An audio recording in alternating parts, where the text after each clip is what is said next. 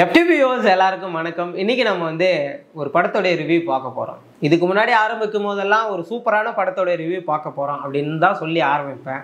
ஆனா அப்படி சொல்றதுக்கு எனக்கு வார்த்தையே வரல. ஏன்னா வாய் கூசாம இப்படி பேசிடுவியே அப்படின்னு யாரும் சொல்லிடக்கூடாதுல்ல. அந்த மாதிரி ஒரு படத்தோடைய ரிவ்யூ தான் இன்னைக்கு நம்ம பார்க்க போறோம். அது என்ன படம்னா தேசிங் ராஜா 2.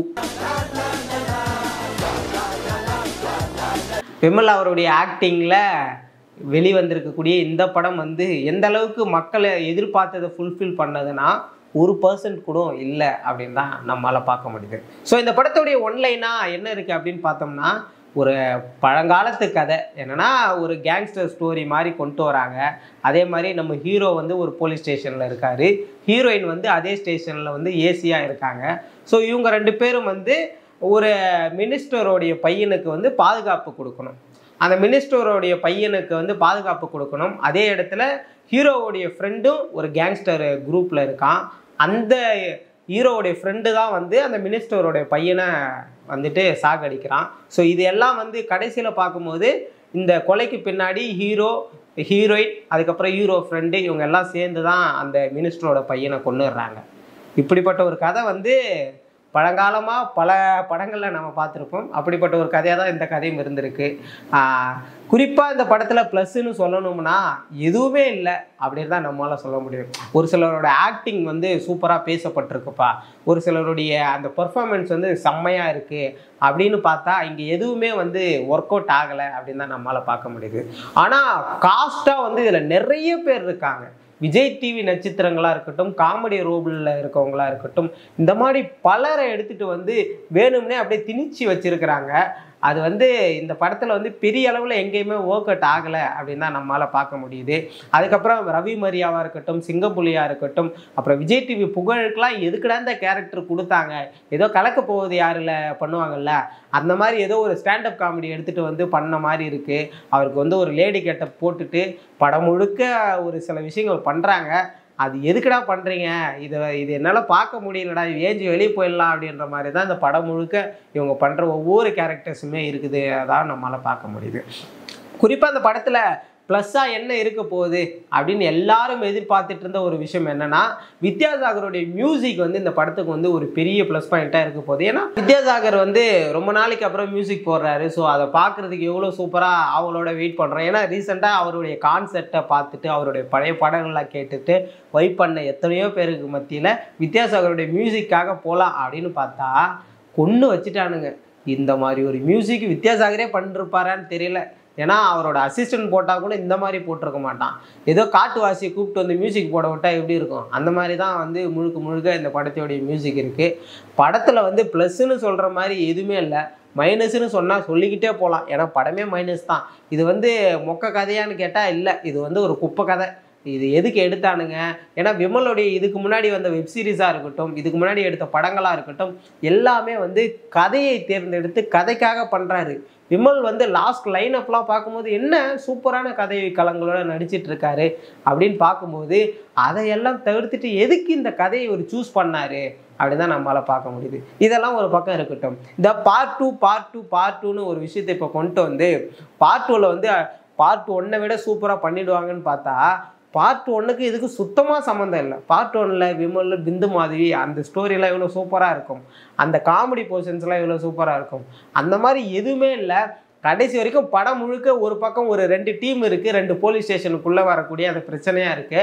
2 பேரும் கத்திக்கிறானுங்க. இந்த வட சென்னை கேங்ஸ்டரில் அந்த இது கானா பாட்டுக்கு பாட்டு மாதிரி பாடுவாங்கல்ல, நீ பேசு நான் பேசுன்னு டைலாகை போட்டு குழப்பி வச்சுருக்காங்களே தவிர மற்றபடி இந்த படத்தில் பார்க்குற மாதிரி எதுவுமே கிடையாது. நீங்கள் போகணுன்னா போய் நல்லா தூங்கிட்டு வரக்கூடிய ஒரு படமாக இருக்குன்னு பார்த்தா அங்கே கூட கத்தி எழுப்பி விட்டுருவானோ. அதனால் தயவு செஞ்சு இந்த படத்துக்கு போகாதீங்க அப்படின்னு தான் சொல்லணும். ஏன் இது வரைக்கும் வந்து எல்லாரும் சொல்லுவாங்க, என்னப்போ நம்ம வந்து ஒரு படம் ரிவ்யூ கொடுக்குறோம், அது நேர்மையாக இருக்கணும், அந்த இதுக்காக எவ்வளோ உழைப்பு போட்டிருக்காங்க அப்படின்லாம் நம்ம பார்த்தாலுமே கூட அந்த உழைப்பு வந்து எங்கேயாவது ஒரு இடத்துல வந்து கனெக்ட் ஆனால் பிரச்சனை இல்லை. எங்கேயோ ஒரு எமோஷ்னல் கனெக்ட் ஆகிருக்கணும், இல்லைனா வந்து காமெடி கனெக்ட் ஆகிருக்கணும், இல்லைனா சரி காமெடி எமோஷ்னல் கதை எதுவுமே இல்லை, ஆக்ட்ரஸ் வந்து சூப்பராக நடிச்சிருக்காங்கப்பா அப்படின்னு பார்க்கணும். அந்த மாதிரி எதுவுமே இதில் வந்து ஒர்க் அவுட் ஆகலை அப்படின்னு தான் நம்மளால் பார்க்க முடியுது. இந்த படத்தில் விமல் இருக்காரு, ஹீரோயின் இருக்காங்க. இவங்க 2 பேர் போர்ஷன்ஸுமே பெரிய அளவு நமக்கு இம்பாக்டே இல்லை. ஆனால் இந்த படத்தில் வந்து செகண்டாக வந்து ஹீரோ ஃப்ரெண்டாக ஒருத்தர் இருக்கார், சத்யான்ற கேரக்டரில் நடிச்சிருக்காரு. அதே மாதிரி அவருக்கு வந்து ஒரு ஹீரோயின் இருக்காங்க. அவங்க 2 பேரும் பார்த்தா இவங்க 2 பேரும் வச்சு ஒரு படம் பண்ணிடலாம் போல. ஏன்னா அவங்க 2 பேரும் ஹீரோ ஹீரோயினுக்கு அந்த கேரக்டருக்கு ஏற்ற மாதிரி அவ்வளோ ஆப்டாக இருக்காங்க. அவங்களுக்குள்ளே நடக்கிற ஒரு சின்ன ரொமான்டிக் போர்ஷன் வந்து அவ்வளோ சூப்பராக இருக்குது. இதை பார்க்கும்போது விமலுடைய அந்த அப்படியே அவருடைய பிம்பமே அப்படியே குறைஞ்சிருது. இவர் தான் ஹீரோ போல் அப்படின்ற மாதிரி. ஏன்னா ஃபைட் சீன்லாம் அவ்வளோ சூப்பராக இருக்காங்க. ஒரு மொக்க கதாநாயகனாக திரும்ப விமலை வந்து காமிச்சிருக்காங்க. ஸோ இது வந்து ஏற்றுக்க முடியாத ஒரு விஷயமாக தான் இருந்துகிட்ருக்கு அப்படின்னு நம்ம பார்க்க முடியுது. ஸோ படத்தில் வந்து கதையும் நல்லா இல்லை, படமும் நல்லா இல்லை.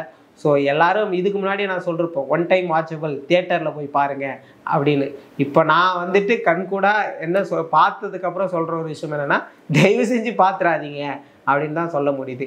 இதுக்கு முன்னாடி வந்த எழிலுடைய படம், இந்த வேலன்னு வந்தால் வெள்ளைக்காரன், அந்த படத்தை நீங்கள் பார்த்துருப்பீங்க.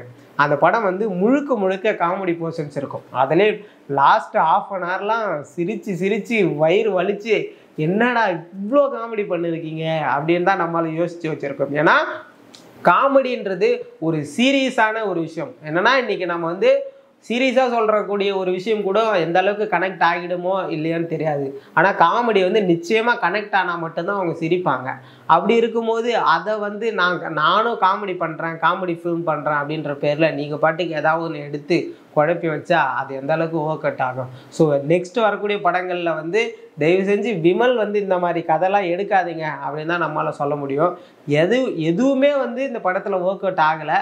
ஸோ இந்த படம் முழுக்க ஒரு பழமையான கேவலமான கதையாக தான் இருக்குது. ஸோ தயவுசெய்து இந்த யாரும் படத்துக்கு போகாதீங்க. வேணா OTTயில் வந்தால் பார்த்துக்குங்கப்பா, பார்த்து என்ஜாய் பண்ணிக்கிங்க அப்படின்னு சொல்லிக்கலாம். மற்றபடி இந்த படம் எதுக்காக பார்க்கலாம் அப்படின்னா, டைமே போகலை, ஒரு 2.5 மணி நேரம் போனால் நல்லா இருக்கும் அப்படின்னு யோசிக்கிறவங்க போய் இந்த படம் பாருங்கள். அந்த 2.5 மணி நேரம் நீங்கள் பாட்டுக்கு வாழ்க்கையை வெறுத்து போயிருப்பீங்கள ஒரு சிலர்லாம், என்னடா வாழ்க்கை அப்படின்னு, அவங்கெல்லாம் இந்த படத்தை போய் பார்த்தீங்கன்னா அதுக்கப்புறம் வந்து நம்ம வாழ்கிற வாழ்க்கையை மேல் தான் போல் இந்த படத்தை பார்க்க போகுது அப்படின்னு உங்களுக்கே ஃபீல் வந்துடும். ஸோ முழுக்க ஒரு ஒஸ்ட் மூவியாக இந்த படத்தை நம்ம எடுத்துக்கலாமே தவிர இதில் பெஸ்ட்டுன்னு சொல்கிற மாதிரி எதுவுமே இல்லை. ஸோ இந்த ரிவ்யூ பாருங்கள், தயவு செஞ்சு படத்தை போய் பார்க்காதீங்க அப்படின்னு சொல்லிக்கிறேன். ஸோ நம்ம மேலும் ஒரு ரிவ்யூவில் சந்திக்கலாம். நன்றி.